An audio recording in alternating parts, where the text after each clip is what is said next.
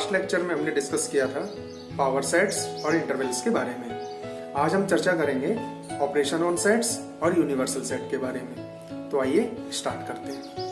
तो बच्चों, जैसा कि हमें चर्चा करनी है ऑपरेशन ऑन सेट्स के बारे में, तो सबसे पहला ऑपरेशन आता है यूनियन। यूनियन तो यूनियन होता क्या है, कैसे ऑपरेट होता है, उसको देखते हैं। सबसे पहले मान लीजिए कोई सेट हमने लिया 1 2 3, अनदर सेट भी 4 5। तो यूनियन का सिंबल होता है ये, है ना, यू जैसा। अब देखो, जैसे ये ए, ये बी, इसी हाइट पे होता है कैपिटल यू, राइट। लेकिन अपने को क्या करना है कि इस हाइट को ऑलमोस्ट हाफ कर दो, तो ये सिंबल जो बना, ये बना यूनियन। ठीक है, तो दो सेट लेने के बाद में दोनों सेट का यूनियन, ए यूनियन बी, ये देखो इस कैपिटल यू की हाइट ए की ऑलमोस्ट हाफ है, तो A union B is equal to, दोनों सेट को लिखना है, पहले ए है ए union B.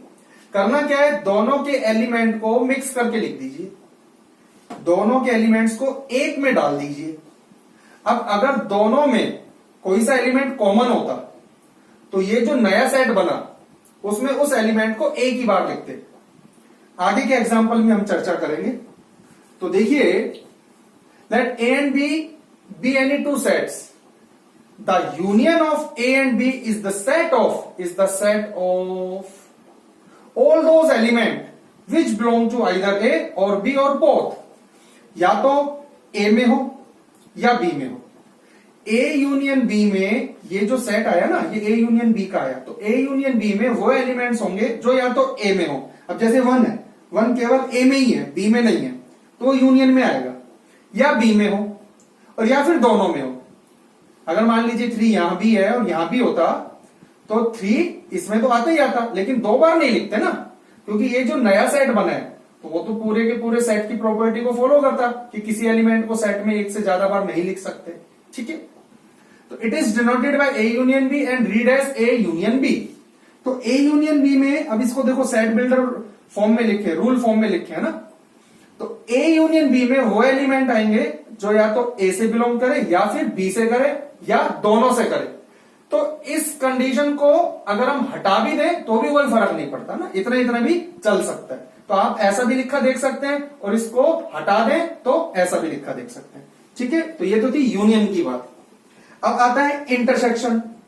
Intersection just union का अपोजिट कर दो, वो वाला साइन होता है, बिल्कुल जस्ट अपोजिट। और इसमें होता क्या है, जो दोनों में कॉमन हो, जैसे ए में 1 2 3 4 5, बी में 3 4 5 6 7, तो ए इंटरसेक्शन बी में ये ए, ये इंटरसेक्शन ये बी, वो एलिमेंट्स आएंगे जो दोनों में कॉमन हो। ठीक है, जैसे 3 4 5 दोनों में है तो वो ही आएंगे, और जो दोनों में नहीं है उनको हम इसमें नहीं लिखेंगे। ए इंटरसेक्शन बी एक नया सेट आया, ए यूनियन बी अलग से एक नया सेट आया। जैसे नंबर्स में अपन करते थे, याद हो, 5 एक अलग नंबर है, 7 एक अलग नंबर है, लेकिन 5 + 7 एक नया नंबर है, 12 नया नंबर। तो ये इंटरसेक्शन की बात है। Let A and B be any two sets, the intersection of A and B is the set of all those element whose belongs to both A and B. ठीक है, अभी बताया। It is noted by A intersection B and is read as A intersection B. तो यह आ गया set builder form इसका। ए intersection B में वो एलिमेंट आएंगे जो ए में भी हो, एंड यहां देखो एंड, और यहां पे और, इस बात का ध्यान रखिएगा, x belongs to B, B में भी। और ये एग्जांपल अभी हमने चर्चा डिस्कस कर ही लिया था। अब नेक्स्ट ऑपरेशन है डिफरेंस ऑफ सेट्स।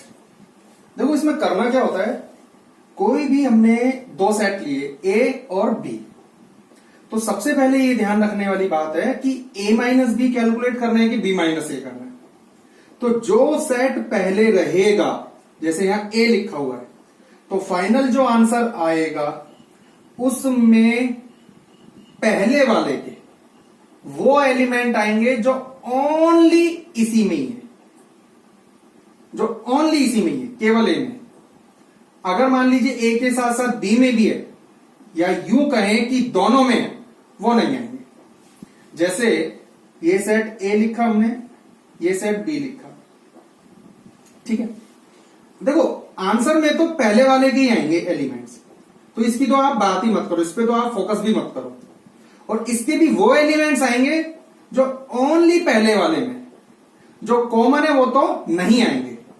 तो ए राइट माइनस बी में वो एलिमेंट तो बिल्कुल नहीं आएंगे जो दोनों में होते हैं, ए और बी में होते हैं, ए इंटरसेक्शन बी में होते हैं, वो तो बिल्कुल ही नहीं आएंगे, ओनली वही आएंगे जो पहले वाले में। अब सेम अगर आपने बी माइनस ए लिया तो अब फाइनल आंसर में जो पहले वाला सेट है उसी के एलिमेंट आएंगे, और वो एलिमेंट्स आएंगे जो केवल बी में, जो कॉमन है दोनों में है, इंटरसेक्शन में है, वो नहीं आएंगे। जैसे इन दोनों में कॉमन क्या है 3 4 5, तो 3 4 5 नहीं आएगा, ओनली क्या आएगा 6 7। Let A and B be any two sets, the difference of sets A and B in this order, in this order का मतलब है difference of sets A and B. तो प्यारे बच्चों in this order means A minus B is the set of all those elements of A which not belong to B. It is denoted by A minus B, read as A minus B. तो A minus B में कौन से element आएंगे जो सिर्फ A से belong करे, and मतलब कि ये कंडीशन भी मस्ट है, और मतलब या तो ये या ये, तो यहां and X not belongs to B, right है ना, ये एंड का ऐसे यूज करेंगे। तो सिमिलरली अब B माइनस है ना बच्चों, तो वो एलिमेंट्स आएंगे जो x belongs to b and x not belongs to ये बाद वाला यानी कि a। और एग्जांपल की चर्चा भी हमने कर ही ली है आप लोगों से। नेक्स्ट है symmetric difference of two sets.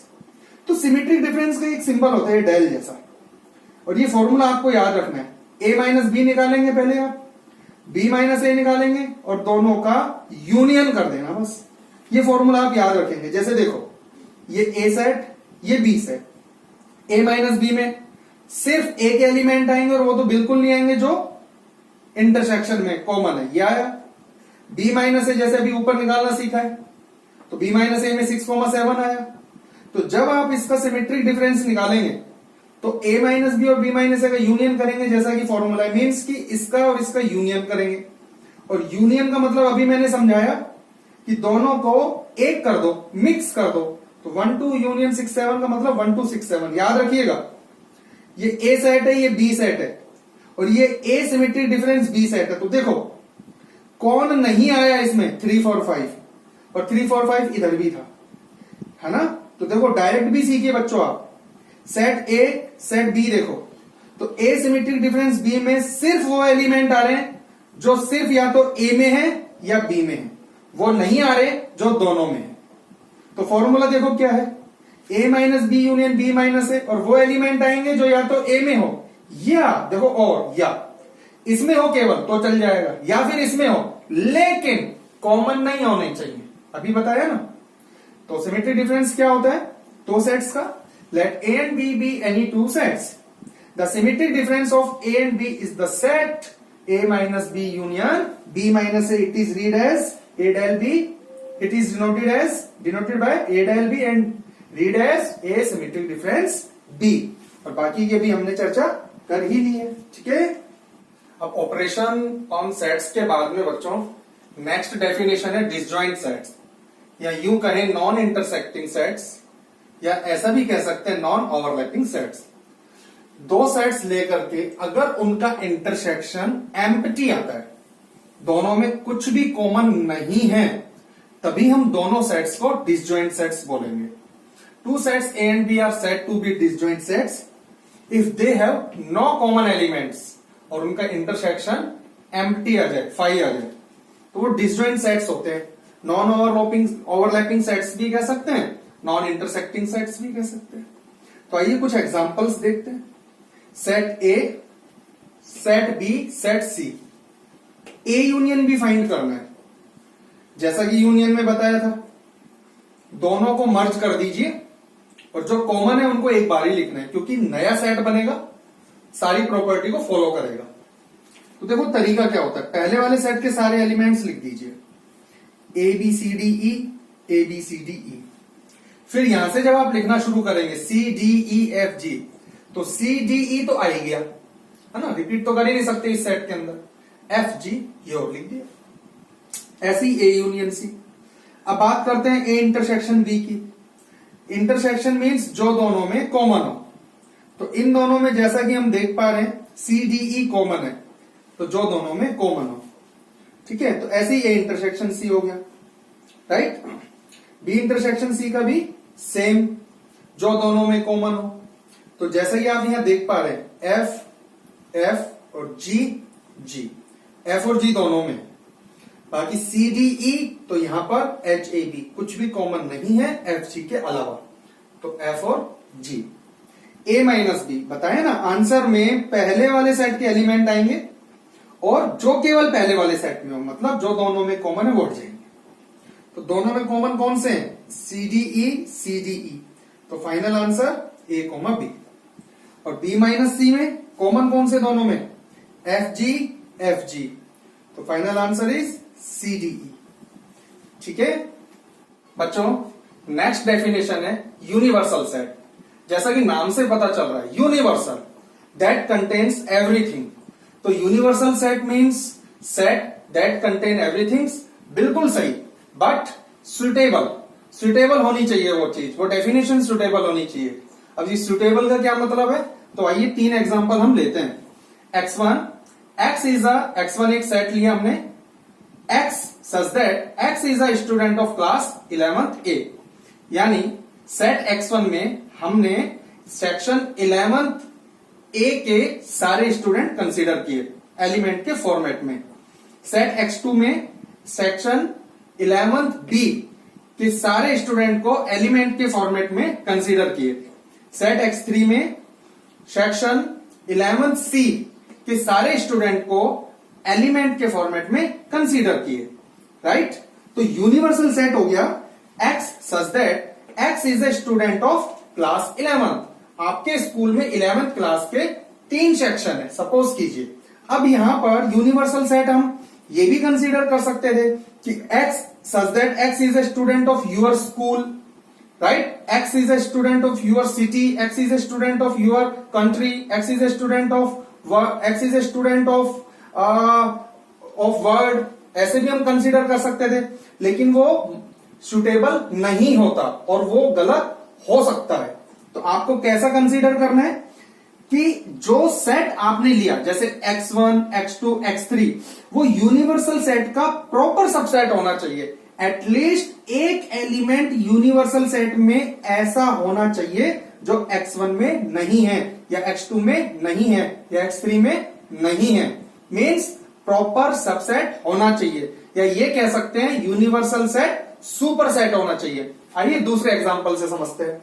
एक हमने लाइन सेगमेंट लिया LM और इस पर मान लीजिए कि हमने 2 पॉइंट्स कंसीडर किए AB, तो लाइन सेगमेंट बन गए LA, AB और BM।